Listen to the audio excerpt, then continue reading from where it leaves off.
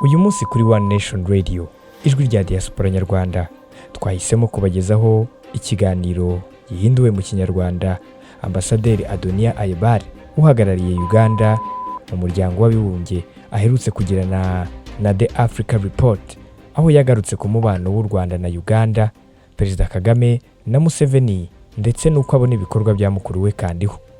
Uyu Ambasaderi Adonia Ayebare ni umwe mu bantu bazi cyane umubano w'u Rwanda na Uganda, cyane ko yabaye ambasaderi w'iki gihugu i Kigali kuva muri 2002 kugeza mu 2005. Uyu mugabo kandi ni nawe Perezida wa Uganda Yoweri Kaguta Museveni akunze kohereza mu Rwanda nk'intumwa ye yihariye kuri Perezida Kagame. Ikindi azwiho nuko ari Murumuna wa Major General Abel Kandiho wahoze ayobora urwego rushinzwe ubutasi mu gisirikare cya Uganda CMI. Uyu washinjwe kenshi kugira uruhare mu bikorwa byo guhohotera abanyarwanda no gushyigikira imigambi igamije kugirira nabi abayobozi barwo imaze igihe ishyigikiwe na Uganda. Muri iki kiganiro yahishuye ko abantu badakwiye kumurebera mu ndorerwamo za mukuru we ngo kuko atemeranya nawe kuri buri kintu cyose. Yavuze ko byaba bidakwiye aramutse ashyize imbere isano afitanye na Kandiho kurenza ibibazo by'umubano Uganda ifitanye n'u Rwanda.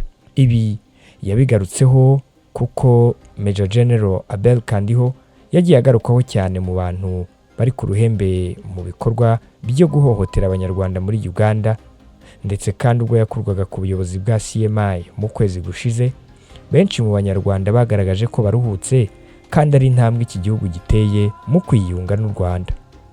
Ikinyamakuru cyakomeje kibaza uyu mugabo uko yabashije kwigarurira icyizere cya Perezida Museveni na Kagame kugeza ubwo yoherezwa nk'intumwa yihariye ya Perezida, kandi hari abandi barimo na Minisitiri w'Ububanyi n'Amahanga. Ayebare yagize ati, nshimishijwe n'ibyo umbwiye, ariko ntekereza ko Perezida nk'umukoresha wanjye azaho mfite imbaraga nyinshi. Agendeye kuri ibyo ampereza akazi gatandukanye karimo n'ako wavuze, ndetse hari n'izindi nyinshi zitagera hanze. Ati, ntekereza ko harimo icyizere ariko n'ubushobozi mfite, Perezida akaba ari byo ashingiraho. Ku bijyanye n'uko ari we woherejwe na Museveni ngo abonane na Perezida Kagame ku itariki ya 17 Mutarama 2022, Ayebare yavuze ko byatewe n'ibintu byinshi.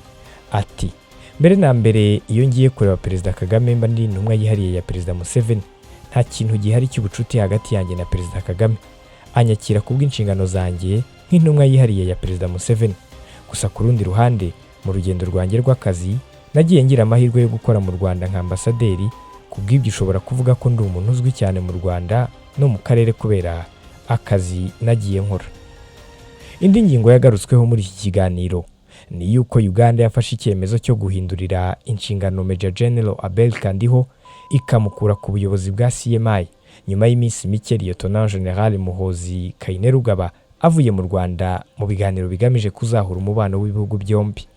Ayebare yabajijwe niba ubwo yoherezwaga mu Rwanda ngo abonane na Perezida Kagame nta mpungenge yigeze agira, cyane ko Kandiho wakunze gushyirwa mu majwi n'abanyarwanda ari mukuru we.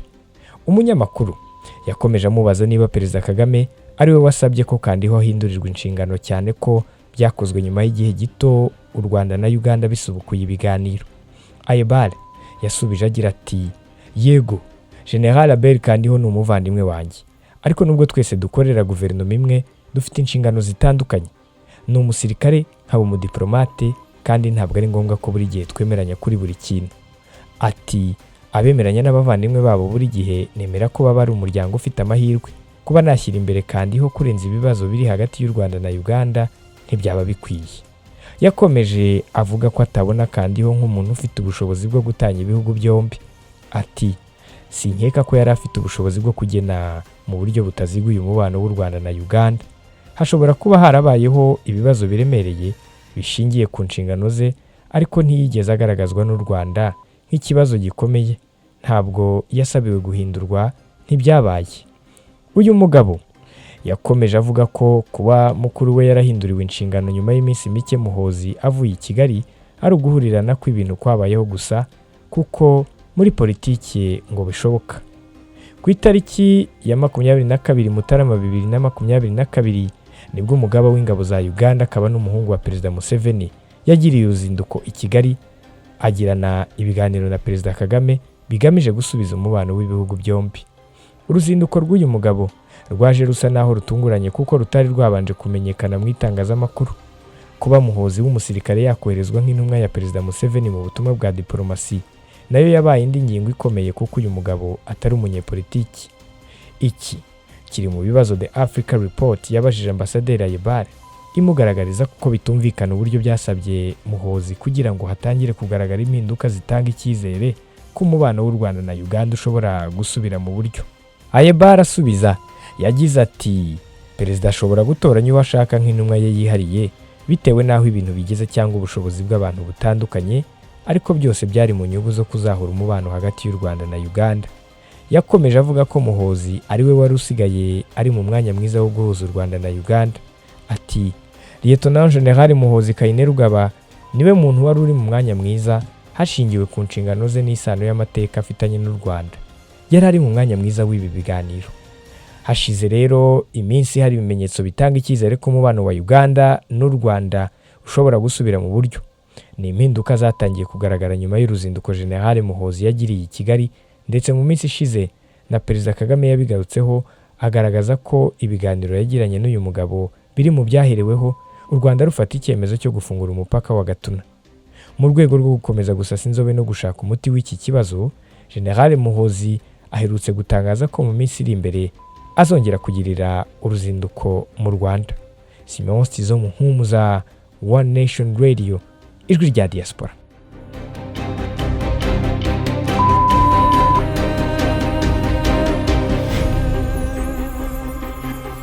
Iwacu Dignity Home Care.